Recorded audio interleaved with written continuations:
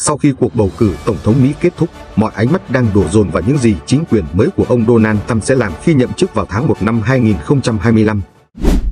Tại nhiều quốc gia trên thế giới, có không ít lo ngại về tác động của sự kiện này đối với nền kinh tế cũng như chính trị của họ. Vậy các chuyên gia dự đoán như thế nào về ảnh hưởng của tân Tổng thống thứ 47 của Hoa Kỳ Donald Trump đối với toàn thế giới? Chúng ta hãy cùng đi tìm hiểu. 1. Đối với xung đột Nga-Ukraine, ứng cử viên Đảng Cộng hòa Donald Trump tuyên bố sẽ kết thúc cuộc xung đột trong vòng 24 giờ sau khi đắc cử bằng cách thuyết phục Tổng thống Nga Vladimir Putin và Tổng thống Ukraine Volodymyr Zelensky ngồi vào bàn đàm phán. Dù ông Trump không giải thích rõ sẽ thực hiện điều đó bằng cách nào, nhưng ông và người đồng hành của mình đã nhiều lần ngụ ý rằng Ukraine cần sẵn sàng nhượng bộ một số yêu cầu để đạt được thỏa thuận hòa bình. Họ cũng đã đặt câu hỏi về việc tại sao Mỹ phải chi quá nhiều tiền để hỗ trợ Ukraine và cho rằng các đồng minh châu Âu cần phải chia sẻ thêm trách nhiệm này. 2. Đối với thành viên NATO, Bloomberg Economics cho rằng ông Trump có thể sẽ muốn chấm dứt một cuộc xung đột nước ngoài tốn kém và rủi ro. Đối với các đồng minh NATO, việc ông Trump đe dọa ngừng hỗ trợ cho bất kỳ quốc gia nào không thực hiện nghĩa vụ của mình sẽ gây áp lực tăng chi tiêu quốc phòng của họ. Nếu các nước này cố gắng theo kịp mức chi tiêu quốc phòng 3,3% GDP, điều này có thể làm tăng nợ của châu Âu thêm 2,8 nghìn tỷ USD vào năm 2034. 3. Đối với Trung Đông, Donald Trump đã nói rằng nếu ông là chủ nhân Nhà Trắng, vụ tấn công ngày 7 tháng 10 đã không diễn ra. Thế nhưng, ứng cử viên Đảng Cộng hòa cũng không cụ thể cách ngăn chặn của mình là gì. Ông cũng cho rằng Israel cần làm tốt hơn quan hệ công chúng và kêu gọi nước này giải quyết nhanh chóng vấn đề. Trong cuộc tranh luận vào tháng 9, ông né tránh trả lời câu hỏi liệu có ủng hộ việc thành lập một nhà nước Palestine hay không. Ông đã kêu gọi cô lập Iran. Trong nhiệm kỳ đầu tiên của mình, ông Trump đã đạt được thành công trong việc bình thường hóa quan hệ giữa Israel và các quốc gia Ả Rập thông qua Hiệp định Abraham. Ông Trump có thể sẽ duy trì chính sách ủng hộ Israel nhưng sẽ ít tham gia vào các vấn đề ngoại giao liên quan hơn. Tuy nhiên, cách tiếp cận của Trump và sự ủng hộ mạnh mẽ từ các cử tri trung thành có thể tạo ra bất ngờ. 4. Đối với nền kinh tế Mỹ, Donald Trump kêu gọi áp dụng các mức thuế mạnh lên tới 20% đối với hàng nhập khẩu như một biện pháp kích thích đầu tư vào Mỹ. Dù quyết định trên đã gây sự chú ý của truyền thông, nhưng đã không có ảnh hưởng lớn đến các dữ liệu vĩ mô. Trump lập luận rằng hệ thống thương mại quốc tế hiện nay đang thiên lệch chống lại lợi ích của Mỹ và hứa sẽ tái cân bằng nếu ông tái đắc cử. Trong nhiệm kỳ đầu của Trump, Mỹ áp đặt thuế 25% đối với hàng trăm tỷ USD thương mại Mỹ-Trung. Theo Bloomberg Economics, nếu ông Trump tái đắc cử và thực hiện các mức thuế 60% đối với Trung Quốc và 20% đối với các nước khác, điều đó sẽ tạo ra sự thay đổi đáng kể trong cấu trúc thương mại toàn cầu. Tỷ lệ thương mại hàng hóa của Mỹ trong thị trường toàn cầu có thể giảm mạnh xuống còn 9% vào năm 2028, so với mức 21% hiện tại. 5. Về vấn đề di cư và châu Mỹ Latin, ông Trump kêu gọi trục xuất hơn 11 triệu người nhập cư không có giấy tờ, đề xuất xây dựng các cơ sở để giam giữ những người nhập cư trái phép, áp dụng biện pháp nghiêm ngặt hơn đối với những hình thức nhập cư hợp pháp như xin tị nạn. Theo Bloomberg Economics, cam kết của ông Trump có thể gây ra tổn thất về kinh tế. Giảm dòng người nhập cư mới xuống gần bằng không và trục xuất những người đã đến từ năm 2020 sẽ khiến GDP của Mỹ giảm 3% vào năm 2028.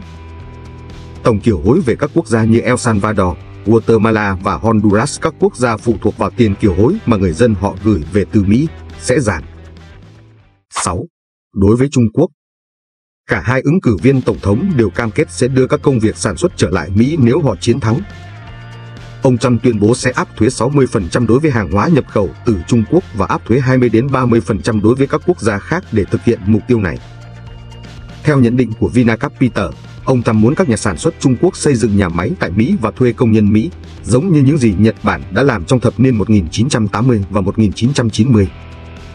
Chuyên gia của Vinacapital cho rằng ông Trump đã cam kết áp thuế cao trong chiến dịch tranh cử vì mối đe dọa về thuế, đặc biệt là đối với Trung Quốc và Mexico. Đây được coi là một khẩu hiệu mạnh mẽ trong chiến dịch tranh cử, thu hút sự ủng hộ từ một trong những nhóm cử tri chủ chốt của ông Trump là tầng lớp công nhân lao động. Con số 60% có thể chỉ là một quân bài mặc cả trong các cuộc đàm phán với Trung Quốc, với bối cảnh ông Trump là một nhà phát triển bất động sản. Một ngành nghề thường có các chiến lược đàm phán mở đầu cực đoan. Thực tế, ông Trump đã tập hợp một đội ngũ cố vấn kinh tế rất am hiểu và tài năng, những người có khả năng ảnh hưởng lớn hơn đối với ông so với các cố vấn trong nhiệm kỳ tổng thống đầu tiên. Và họ hoàn toàn hiểu rõ các hậu quả tiêu cực của việc áp thuế quá nặng lên hàng hóa nhập khẩu vào Mỹ. Những hậu quả tiêu cực này bao gồm việc cản trở quá trình đưa công việc sản xuất trở lại Mỹ, vì thuế cao sẽ đẩy giá trị đồng USD lên. Hơn nữa, Phó Tổng thống đắc cử J.D. Vance cũng thể hiện sự hiểu biết sâu sắc về kinh tế khi chỉ ra rằng vai trò của đồng USD như một đồng tiền dự trữ toàn cầu đã dẫn đến việc đồng USD bị định giá quá cao. Điều này khiến việc đưa công việc sản xuất trở lại Mỹ không khả thi về mặt kinh tế. Việc áp thuế nặng sẽ làm trầm trọng thêm vấn đề này. Còn tác động tới Việt Nam chúng ta thì sao? Ông Michael Kokalari CFA, Giám đốc phòng phân tích kinh tế vĩ mô và nghiên cứu thị trường Vinacapital cho biết, cuộc tranh cử Tổng thống Mỹ vừa qua ghi nhận rất nhiều tuyên bố thái quá và thông tin cường điệu từ truyền thông. Điều này khiến nhiều cử tri cảm thấy như đó là thông tin để vận động tranh cử thay vì thông tin công bằng. Khách quan, nhưng cũng chính điều này dẫn đến những quan ngại thái quá về tác động kinh tế của nhiệm kỳ Tổng thống thứ hai của ông Trump. Chúng tôi tin rằng thực tế những gì sắp xảy ra cũng bình thường. Mối quan hệ kinh tế và thương mại giữa Việt Nam và Mỹ sẽ vẫn không bị tác động nhiều trong bối cảnh ông Trump tái đắc cử, ông Kokalari chia sẻ. Vinacapital tin rằng Việt Nam sẽ vẫn duy trì được đà phát triển ổn định dưới thời chính quyền ông Trump. Chính sách ngoại giao cây tre khéo léo của Việt Nam trong việc duy trì quan hệ tốt với tất cả các cường quốc trên thế giới đã giúp Việt Nam đạt được nhiều thành công và không có lý do gì để tin rằng điều này sẽ thay đổi. Ông Trump là một người theo chủ nghĩa dân túy và Việt Nam được cử tri Mỹ đánh giá cao. Vì vậy, chúng tôi không nhận thấy bất kỳ sự phản đối đáng kể nào đối với việc tiêu thụ các sản phẩm Made in Việt Nam từ người tiêu dùng Mỹ, báo cáo của Vinacapital ghi nhận. Do đó, không có lý do gì để Trump nhắm vào Việt Nam từ góc độ dân túy. Trên thực tế, Việt Nam có thể được xem là một đối tác hữu ích trong việc giúp Mỹ thoát khỏi việc phụ thuộc vào hàng hóa giá rẻ từ Trung Quốc. Tóm lại, Việt Nam có thể sản xuất những mặt hàng mà người tiêu dùng Mỹ muốn mua nhưng quá đắt để sản xuất tại Mỹ. Có thể Mỹ sẽ áp thuế mới đối với hàng hóa nhập khẩu, nhưng chúng tôi cho rằng rất khó có khả năng Mỹ sẽ áp thuế nặng 20-30% đối với hàng hóa nhập khẩu từ Việt Nam, chuyên gia của Vinacapital nhận định. Trường hợp Mỹ áp thuế toàn diện, ví dụ như 5-10% đối với hàng hóa nhập khẩu từ tất cả các quốc gia ngoài Trung Quốc, Việt Nam vẫn sẽ giữ được lợi thế so với các đối thủ cạnh tranh khác về dòng vốn FDI. Do đó, những yếu tố khiến Việt Nam hấp dẫn đối với các nhà sản xuất và đã thu hút hàng tỷ USD FDI sẽ tiếp tục duy trì. Tuy nhiên, Việt Nam sẽ có lợi nếu bắt đầu xem xét cách giảm thặng dư thương mại với Mỹ trước khi vấn đề này trở thành mối quan ngại lớn với chính quyền mới. Năm 2023, Việt Nam có thặng dư thương mại khoảng 100 tỷ USD với Mỹ, khiến Việt Nam trở thành quốc gia có cán cân thương mại lớn thứ ba với Mỹ, sau Trung Quốc và Mexico. Vào một thời điểm nào đó, sự mất cân bằng này sẽ trở thành vấn đề đối với chính quyền của ông Trump.